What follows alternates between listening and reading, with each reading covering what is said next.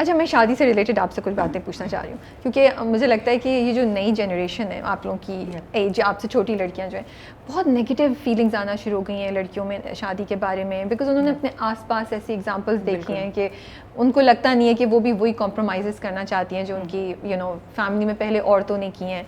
तो क्या लगता है आपको, शादी एक प्रैक्टिकल डिसीजन होना चाहिए या मोहब्बत should be the main decision making factor जब आप किसी से शादी करने का सोच रहे हो? आपने कितना बैलेंस आउट किया था या कितना करना चाहिए? It was all love from my side, it was all love. मगर तो अगर शादी के बाद the practicality came after the शादी। मतलब जैसे जब आप शादी करते हैं तो आपको एहसास होता है और आपको पता चलता है कि ओके, अब आप एक फैमिली में गए हैं। यहाँ पे आपने, ज़रूरी नहीं है कि हर कोई आपके मिजाज के हिसाब से चले, आपको भी कभी किसी के मिजाज के हिसाब से चलना पड़ेगा। So it's not only your husband, of course you just married your husband. मुझे वो वाला कॉन्सेप्ट नहीं समझ में आता कि नहीं, आपने सिर्फ लड़के से नहीं शादी की, आपने पूरे घर से शादी की है। There is nothing like that, I do not support that. But कहीं कहीं होता है कि कुछ आप कदम आगे बढ़ाएंगे, कुछ वो कदम आगे बढ़ाएंगे। तो ये नहीं हो सकता कि हर कोई आपके हिसाब से चले। तो ये एक बड़ी प्रैक्टिकल सोच होती है जो कि आपको सीखनी पड़ती है, और ये शादी के बाद आपको करनी भी पड़ती है। ये ज़रूरी है बहुत। और मुझे लगता है कि आजकल वो इतना वो तेज़ हो गया है ज़माना and relationships and this social media and everything, कि मुझे नहीं लगता किसी के पास पेशेंस इतना रहा है कि वो एक रिलेशनशिप से कमिट रह सके। तो प्रॉब्ली इसीलिए शायद लोगों को इतना डर लगता है कमिटमेंट से कि यार कमिटमेंट, लाइक पूरी ज़िंदगी कमिटमेंट के इस बंदे के साथ रहना and all of that. Same goes for kids as well. तो उस सब के लिहाज से मुझे फिर भी लगता है कि यार अगर आपको कोई ऐसा बंदा मिले, ये भी बहुत मैटर करता है। इस सब के साथ साथ ये भी बहुत मैटर करता है कि आपको कोई ऐसा इंसान मिले जिससे आपको फीलिंग आए कि यार हाँ, ये वो बंदा है जिसके साथ मैं पूरी ज़िंदगी गुजार सकती हूँ। Never ever skip that. But ये फीलिंग कैसे आ सकती है इकरा? किस तरह पता चलता? हाउ डू यू नो कि ये टेम्पररी मोहब्बत नहीं है, क्रश नहीं है, या ये 2 महीने का कुछ when everything happens in a flow. जब आप किसी चीज़ को पुश नहीं कर रहे होते, आप बस नियत करते हैं। नियत भी बहुत बड़ी एक बात होती है। नियत ये होती है कि आपने अपनी शादी की नियत रखनी है। कि यार ये बड़ी इंटरेस्टिंग आपने डिफरेंट बात बोली है। हाँ, मतलब मैंने नियत रखी हुई थी कि हाँ, मैंने शादी करनी है और इस बंदे से करनी है। अब जो भी मेरे हक में बेहतर है वो हो जाए, ये मेरी दुआ थी। तो वही हुआ जो मेरे हक में बेहतर था। दुआ भी बहुत मैटर करती है, सब चीज़ें बहुत मैटर करती हैं। But I think we just need to have a little positive perspective किसी के उससे, क्योंकि मैंने पर्सनली बहुत देखा है कि लोगों को वो बंदा मिलता है जो शायद उनके लिए सही हो। मैं गलत भी हो सकती हूँ क्योंकि मैं तो बाहर की बंदी हूँ जो देख रही हूँ किसी की भी चीज़ को, लेकिन मुझे होता है कि यार this can be forever thing. लेकिन नहीं, कुछ लोग होते हैं जो सोच रहे होते हैं कि नहीं यार, हमें इससे भी बेहतर चाहिए। तो बेहतर से बेहतर की तलाश में तो ये हमारा लालच है एक इंसान के तौर पे। तो हम अगर ख्वाहिशात पे आए, जैसे ख्वाहिशात कहते हैं कि हज़ारों ख्वाहिशें ऐसी, हर ख्वाहिश पे दम निकले, तो हर ख्वाहिश पे आपका दम निकलेगा। लेकिन जिसके साथ आपने सेटल होना है, उसमें वो हस्बैंड या वाइफ वाली अगर आपको चीज़ नज़र आती है कि ये पूरी ज़िंदगी की एक होती है।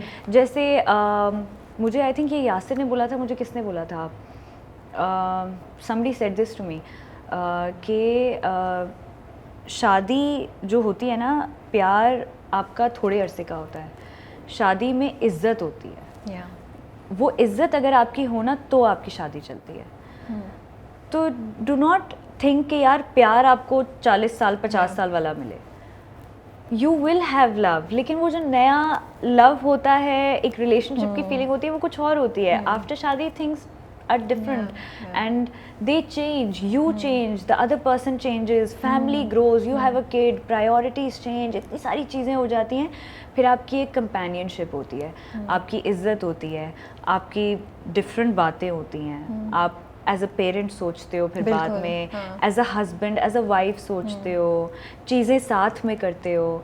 तो all of it doesn't matter कि अगर आप कुछ सोच रहे हो कि यार डर लग रहा है, कमिट नहीं करना चाहिए, just go for it if you think it's the right thing to do. आपने दो बड़ी अच्छी बातें बोली, मैंने तो कभी ये बात नहीं सोची थी कि अगर कोई लग रहा है तो नियत कर लो यार, ये this is really good, हाँ, you know, नियत कर लो और बस दुआ करो, because अगर वो है तो अल्लाह will make a way, you know. Exactly. That's जो चीज़ आपकी है वो beautiful आपको ही idea. मिलेगी, वो नहीं जाएगी किसी के पास, 100 साल भी आपको ही मिलेगी। हाँ, बट दुआ कर लो और नियत कर लो ताकि आपका अपना माइंड क्लियर हो जाए। Exactly. And I think you are so right कि हम सब लोग सिर्फ कंपेनियनशिप नहीं, ज़िंदगी में हर चीज़ के लिए बेहतर से बेहतर की तलाश में जो सामने है उसको छोड़ देते हैं, देन इट्स टू लेट। या अच्छा, बहुत से कपल्स मुश्किलात फेस करते हैं, ठीक है, और हमारे यहाँ मैरिज काउंसलिंग तो बहुत ही टैबू सब्जेक्ट है, कुछ सोचता भी नहीं है। तो मुझे लगता है कि ये एक ऐसी चीज़ है, बजाय इसके कि आप ऐसे पॉइंट पे पहुँचें जहाँ पे पैचअप पॉसिबल ही नहीं है, फिर आप जाके सोचें। तो अगर थोड़े थोड़े पहले ही आपको नज़र आ रहा है कि मसला है, तो मे बी किसी से, जैसे हम डॉक्टर के पास जाते हैं, जैसे हम डाइटिशियन के पास जाते हैं, ब्यूटिशियन के पास जाते हैं चीज़ें इम्प्रूव करने के लिए, तो रिलेशनशिप को भी इम्प्रूव करने के लिए marriage counselling can be considered. अल्लाह ना करे कि आपको कभी ज़रूरत पड़े, और अभी तो बिल्कुल भी नहीं है माशाल्लाह माशाल्लाह से, बट डू यू थिंक कि अगर कभी हुआ तो आप इसको टैबू नहीं समझेंगी? You and Yasir will consider it?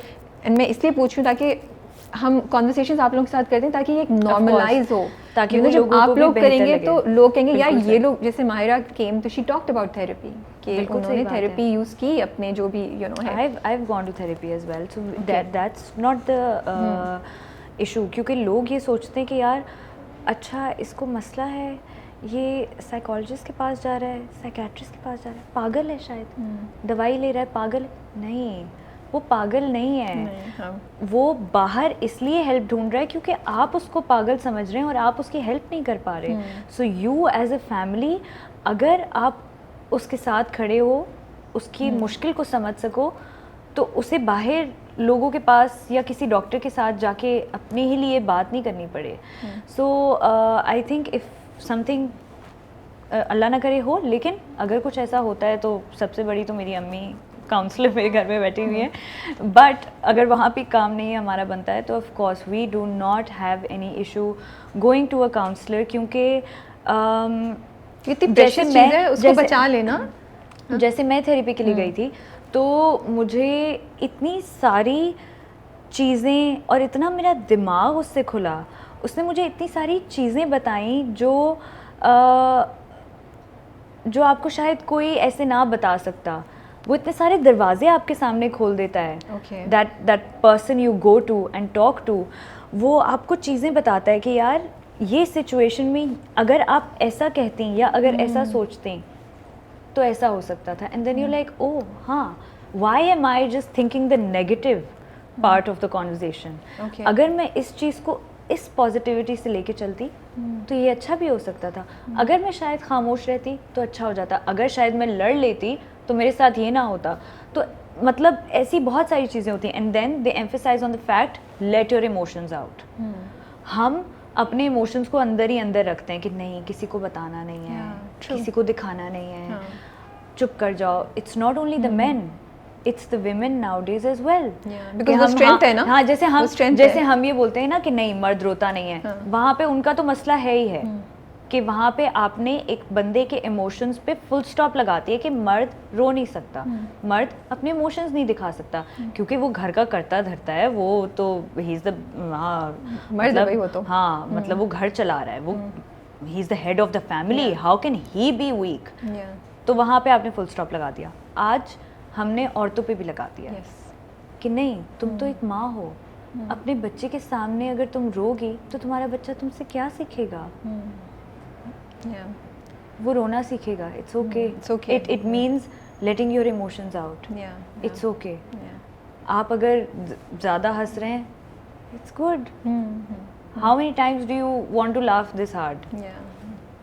तो हम लोग ज़रा ना आजकल के ज़माने में बड़ा बोलते हैं, ऐसे नहीं, इतना ही ठीक है, नहीं You should be out there यार। आप जिक्र करी थी कि आपकी अम्मी जो है वो सिंगल मदर एंड वो काम करती थी, आप घर आती थी तो खाना बना होता था, रोटी और चावल आप कभी कभी खुद करती थी।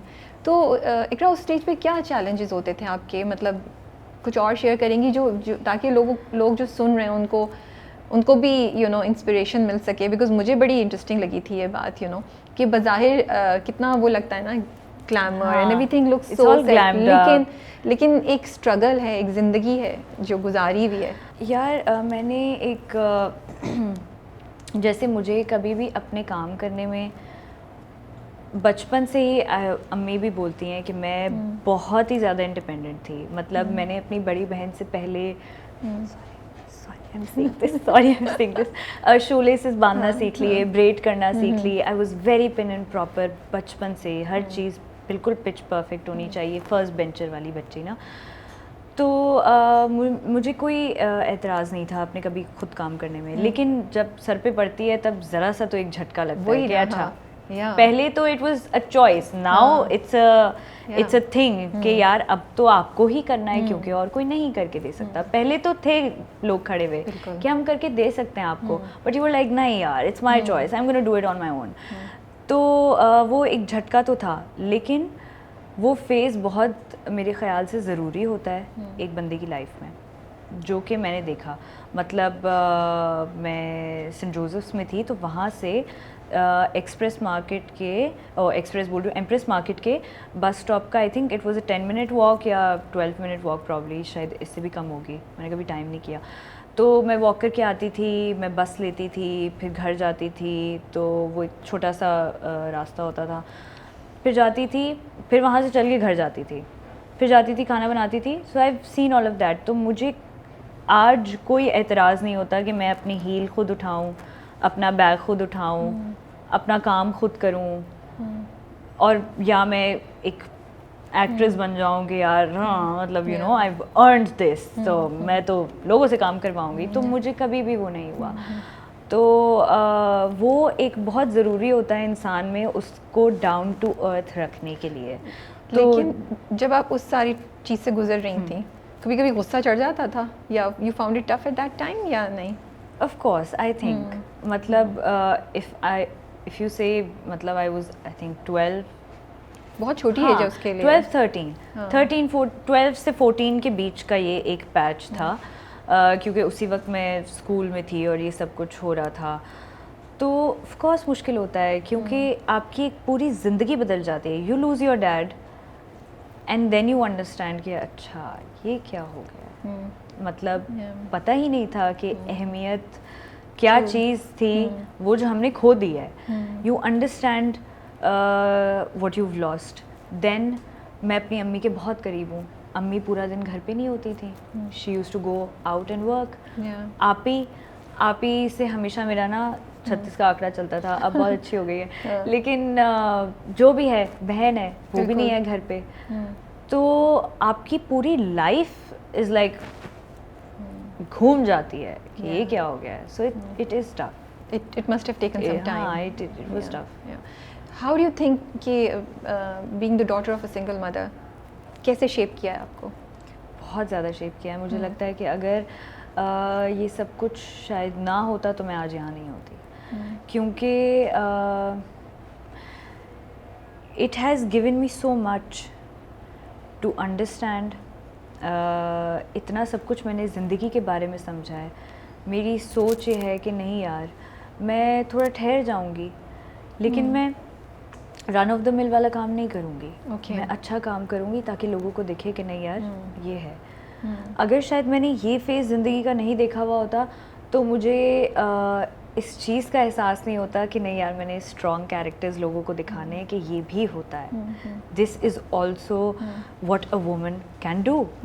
तो मुझे लगता है it has given me so much as a daughter, as a woman, as a wife, as a mother. मतलब मैंने इतना कुछ सीखा है अपनी माँ से, जो कि मैं अब कबीर के साथ उसको कर रही होती हूँ और उसी तरीके से उस चीज़ को फेस कर रही होती हूँ। Okay, let's talk about the industry a little bit. Yes.